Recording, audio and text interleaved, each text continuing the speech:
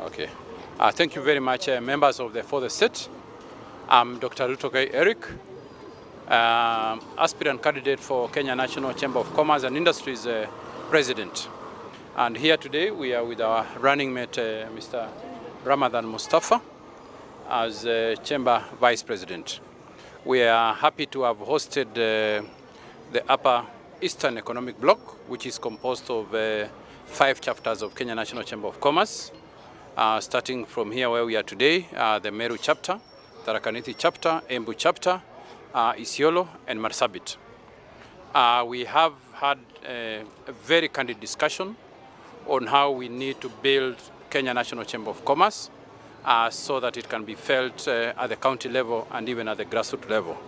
So we've been able to convince the delegates who are here, who I want to congratulate them for giving their time for leadership to be the members of the chapter boards on these 5 counties.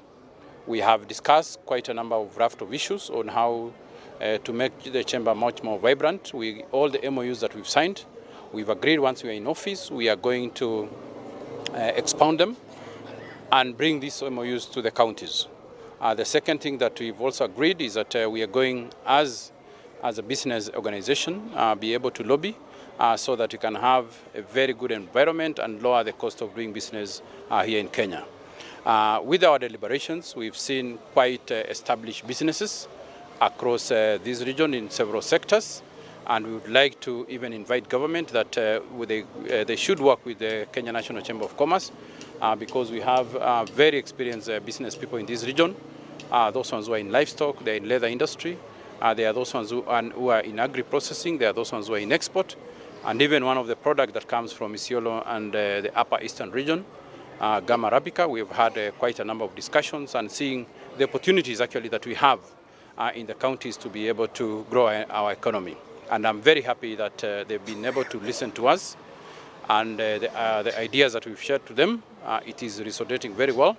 And I think very soon they'll be able to give their declaration and their aspirations in the process of building a world-class Kenya National Chamber of Commerce and Industry. Thank you. At national level and the county levels, what changes are you intending to bring if you get to the office?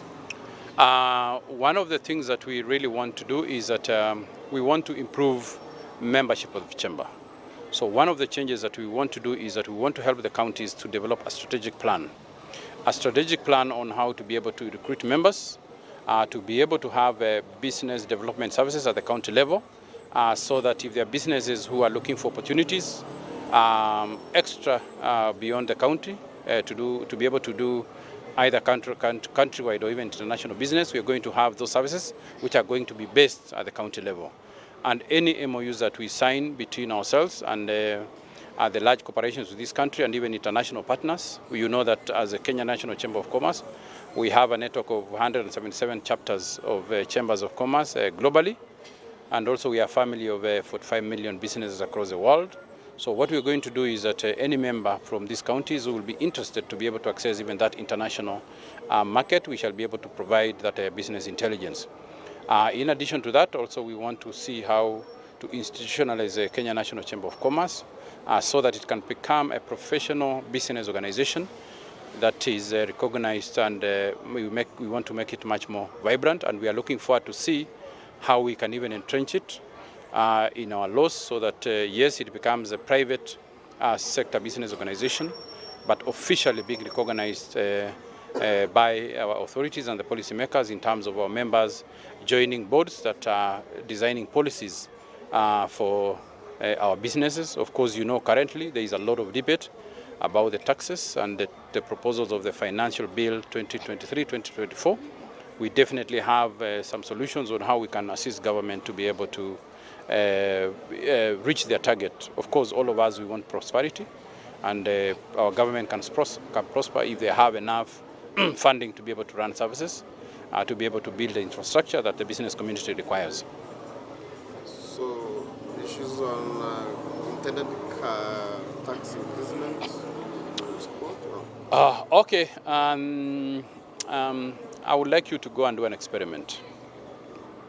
And the experiment I would like you to do is that one of our great leaders in this globe said that a government which is trying to tax itself into prosperity is like a person or an individual who is putting himself in a bucket and trying to lift himself.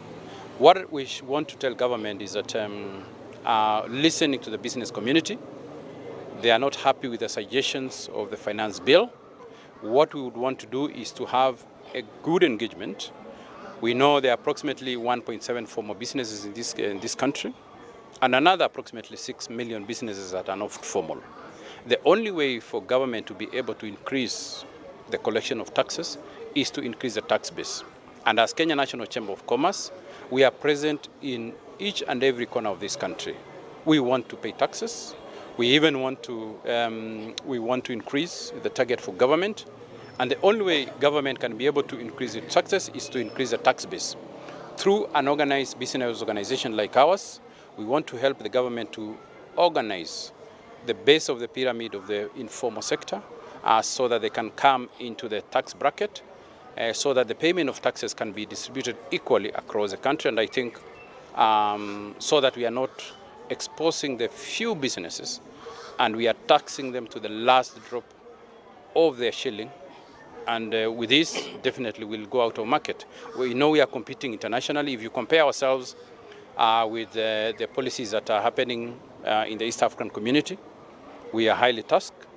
Compare ourselves with internationally, go to Dubai, for instance, which is a trade market. We are supposed to be a hub, like a Dubai for Africa. We go to, for instance, Hong Kong. Their tax levels is approximately 17 and at most 20% in terms of income tax. We would like to suggest to government some policies which will be able to reduce taxes, but at the same time increase the base and increase what government is collecting. Thank you. Thank you. So maybe you can tell us how you intend to bring in the small businesses, especially those that you are saying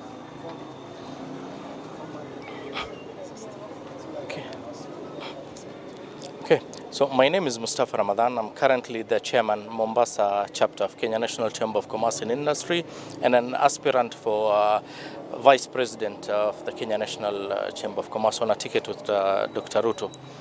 How we intend to bring the businesses, the SMEs? Well, in Mombasa, I've already started this. I conducted a mapping out of SMEs and MSMEs in Mombasa. I have on a digital database 31,000 businesses that we have mapped. We know where they are, who they are, the gender of the owners, the sectors they are in, the challenges per sector. We've published a report that we will be sharing with you as well, with recommendations and the next steps that we should take after that survey. So this, if we follow these recommendations, we will bring at least 31,000. Okay, 90% of them are not formal, the 31,000. Those 90%, we will bring them to the formal fold, where they can get access to cheaper credit and other trade support from institutions. Where are youths in the chamber? Where is the position of youth? And are they present? Yes, we have youth directors in all the chapters. There's a position for youth directors. We have one certainly in Mombasa. He's actually currently in the United States pursuing his master's degrees with support from the Chamber of Commerce in Mombasa through supporting documentation and finance from some of the members that we spoke to.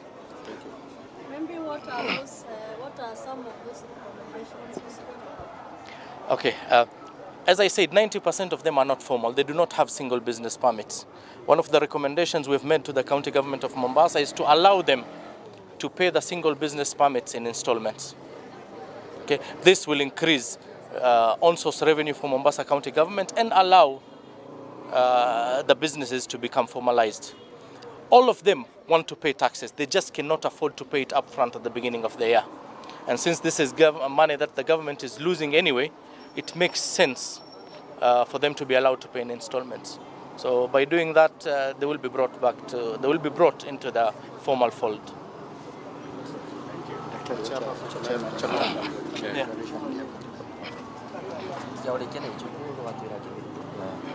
Thank you very much. My name is Joshua Ngatia. I am the chairman for Meru Chamber of Commerce. We are happy today that we have Dr. Rutto here, who is contesting for the presidency of the chamber. And we are here as 5 counties: Marsabit, Isiolo, Meru, Tharaka Nithi, and Embu. And we have resolved. We have listened to him the whole day. We have resolved that this is the winning team, and we are going to support this team. We have, there are very good discussions on the way forward, and we believe that Dr. Rutto is the right candidate for the elections that is written for 8th in June. Kwa hivyo sisi wote tumeamua ya kwamba Dr. Rutto atapata kura ya hizo county zetu 5, na tumeamua ya kwamba wao wako na sera ile ambayo itaweza kusaidia watu wa biashara katika Kenya hii. We have also discussed, and as he has said, we feel that the finance bill is very punitive to the businesses. Meru here, businesses are closing. Many hotels have closed down, and if we increase the taxation, then it will become very difficult for the business community to be able to survive. Already, people are unemployed. The business community here employ majority of people not in government, and if we go that route, then it will become difficult for the business to go on. Therefore, our appeal is that we don't pass the finance bill as it is today, so that we can be able to give people time to be able to recover from the COVID, from the drought, and the prices of food. Households have no money, hotels have no money, businesses cannot pay their debts. So really it is our appeal that our MPs should look at it. Ndugu Joshua Ngatia